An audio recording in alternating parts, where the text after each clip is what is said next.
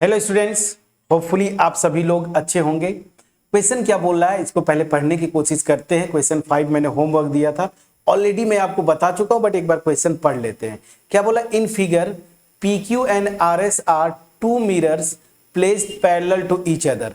P Q and R S, ये देखिए, P Q एक मिरर है, आर एस एक मिरर है, पैरेलल है, ये चीज आपको ध्यान देना है। अब क्वेश्चन में आगे बढ़ते हैं। An incident ray AB strikes the mirror PQ at B। क्या बोला है? ये जो AB है ना, ये इस मिरर PQ को स्ट्राइक करती है at B। The reflected ray moves along the path BC। ठीक है ना। अब ये AB स्ट्राइक करती है B पे, इस मिरर P को, PQ को, यहां से रिफ्लेक्टेड रे BC डायरेक्शन में मूव करती है। ठीक है ना। अब क्या बोल रहा है, फिर से देखिए। And strikes the mirror RS, BC direction में आती है और आरएस को अगेन ये सी पे स्ट्राइक करती है and again reflects back along CD। Prove that AB is parallel to CD। अब क्वेश्चन आप पूरा पढ़ चुके होंगे। क्या बोल रहा है, अब इस ग्राफ से समझते हैं। क्वेश्चन में ये बोल रहा है कि PQ और RS दो मिरर्स हैं, इनको पैरेलल रखा गया है। एक इंसिडेंट रे है AB, ये मिरर PQ को B पे स्ट्राइक करके वापस मुड़ेगी। ऑब्वियस ये बात है, रिफ्लेक्शन फिजिक्स आप पढ़े हैं, तो BC डायरेक्शन में जाती है। फिर ये BC डायरेक्शन में जो रिफ्लेक्टेड रे है अगेन इस मिरर RS को C पे स्ट्राइक करके वापस CD डायरेक्शन में जाती है। तो बोल क्या रहा है कि आपको प्रूफ क्या करना है, ये जो लाइन AB है CD के पैरेलल होगा। मैं ऑलरेडी बता चुका हूं कि अगर AB CD के पैरेलल है, ये ट्रांसवर्सल लाइन की तरह काम करेगा BC। तो बस मैं अगर इतना दिखा दूं कि angle ABC this is equal to angle DCB। मैं क्या दिखाना चाहता हूं, देखिए ये एंगल एंड ये क्या है, अल्टरनेट इंटीरियर एंगल्स। तो अगर अल्टरनेट इंटीरियर एंगल्स आपस में इक्वल हो जाते हैं, दैट मीन्स क्या हुआ, ये लाइन AB और CD जो होगी पैरेलल होगी। याद करिए, मैंने बताया था आपको, जो थ्योरी का बिल्कुल लास्ट पोर्शन था ना, करेस्पॉन्डेंस एंगल एक्सियम, जो मैं आपको नाम दिया था, तो वहां से ये प्रूव कर देंगे। तो बस हमें क्या दिखाना है, अब ये पता चल गया। अब देखिए, इसके लिए कुछ कंस्ट्रक्शन करने पड़ेंगे, क्योंकि रिफ्लेक्शन की बात करता है। तो यहां पे मैं क्या करूंगा, मैं कौन सा कलर चूज करूं, यही चूज करता हूं। मैं क्या करूंगा, एक पैरेलल लाइन ऐसे, पैरेलल नहीं सॉरी, BE ना, ये एक लाइन लेता हूं जो कि परपेंडिकुलर है PQ के, मतलब ऐसे समझे, ये 90 डिग्री।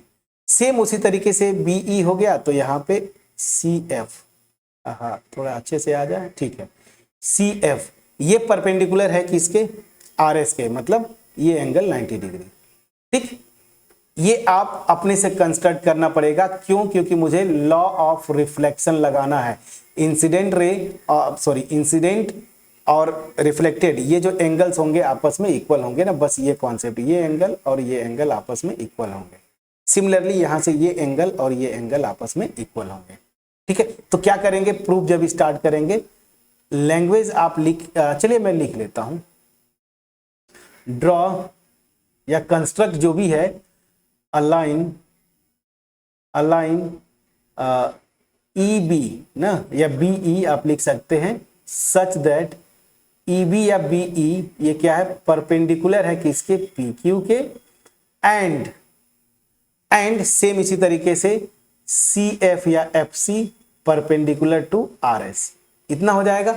अब ध्यान दीजिएगा, PQ और RS अगर पैरेलल हैं तो ये दोनों, चूंकि ये लाइन और ये लाइन, ये इसके परपेंडिकुलर है और ये लाइन इसके परपेंडिकुलर, मतलब BE और CF पैरेलल हो जाएंगे।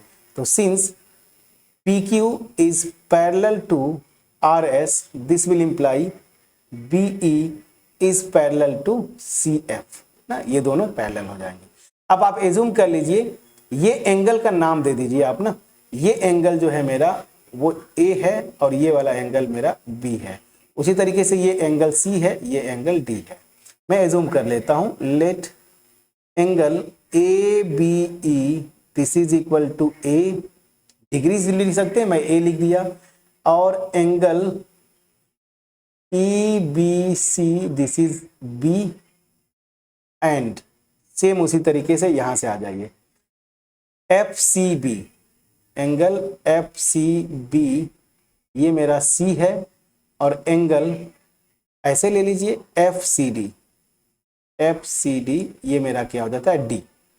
अब यहां से देखिए, this will imply reflection law से angle A equal to angle B by law of reflection, law of reflection, incident और रिफ्लेक्टेड एंगल्स आपस में इक्वल होते हैं ना।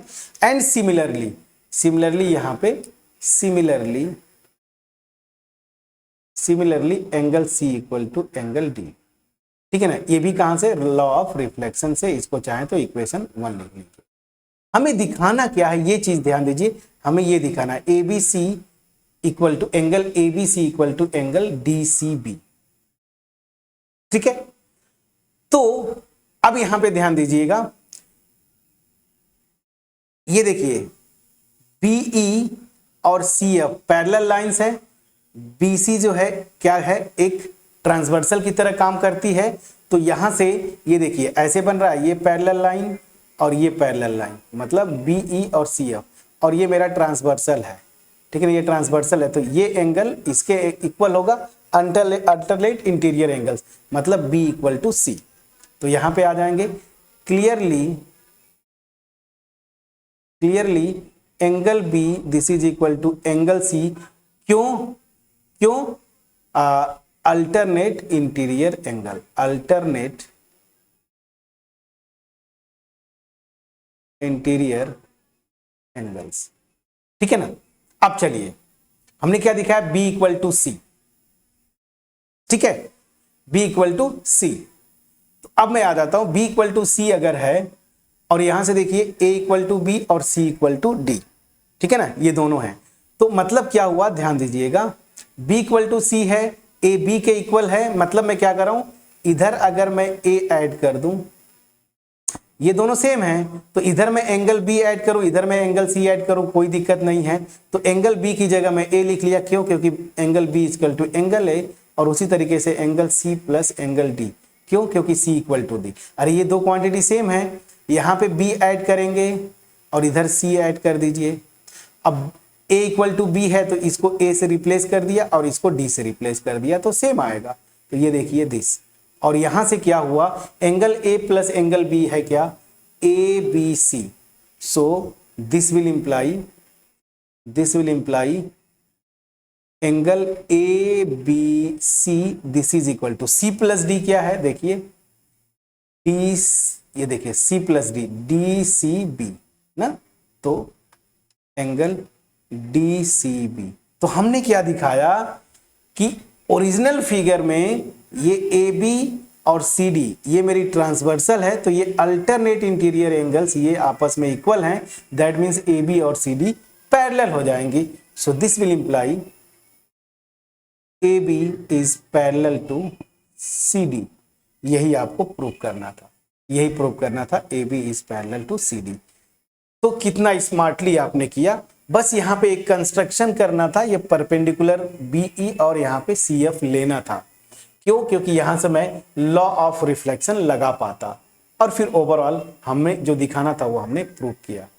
प्लीज एक बार सोचिएगा, फिर से इस प्रूफ को सोचिएगा। मेन एप्लीकेशन ये था कि दो लाइन अगर पैरेलल है, पैरेलल मुझे प्रूव करना है, मैं एक ट्रांसवर्सल लाइन कंसीडर करूंगा, दिखा दूंगा कि अल्टरनेट इंटीरियर एंगल्स आपस में इक्वल हैं, तो ये दोनों लाइन क्या हो जाएंगी, पैरेलल। फिर से ये दो लाइंस है, ये मुझे पता नहीं कि पैरेलल है कि नहीं, तो मैं क्या करूंगा, एक ट्रांसवर्सल ले लूंगा और दिखा दूंगा कि अल्टरनेट इंटीरियर एंगल्स आपस में इक्वल हैं, तो ये दोनों लाइन ओरिजिनल जो थी ना वो पैरेलल होंगी। यही तो है करेस्पॉन्डेंस एंगल्स एक्सियम ना, यही तो था, ठीक है। एनीवेज, तो मेरे ख्याल से ये चीज आपके पास पहुंच पाया होगा। अगर पहुंच पाया है, हालांकि करेस्पॉन्डेंस एंगल एक्सियम जो है ना वो करेस्पॉन्डेंस एंगल इक्वल दिखाएंगे, उसको लेके है, मैं फिर से इसको करेक्ट करता हूं, बट मैंने जो स्टेटमेंट लिखा था कि तीनों में से कोई एक दिखा सकते हैं, तो वहां से हो जाएगा वो, ठीक है। चलिए, तो ये प्रूफ जो है आपके पास पहुंच पाया होगा। सो अब इंपॉर्टेंट देखिए, अब आपने ज्योमेट्री स्टार्ट किया, और मेरा जो मोटिव था ना, ज्योमेट्री के जो मेन कॉन्सेप्ट कैसे डील करते हैं, इंपॉर्टेंट डिफिनीशन, इंपॉर्टेंट रिजल्ट्स आपको बता दिया। अब ये बार बार ट्रायंगल्स में यूज होंगे, तो अगला टॉपिक मेरे ख्याल से मैं देखता हूँ ट्रायंगल्स ही है, और ट्रायंगल्स में बहुत कुछ करना है आपको। वहां पे मेन क्या है, कॉन्ग्रुएंसी। तो ट्रायंगल्स को कॉन्ग्रुएंट कब बोलते हैं। मिलते हैं नेक्स्ट वीडियो में, कॉन्ग्रुएंसी करेंगे।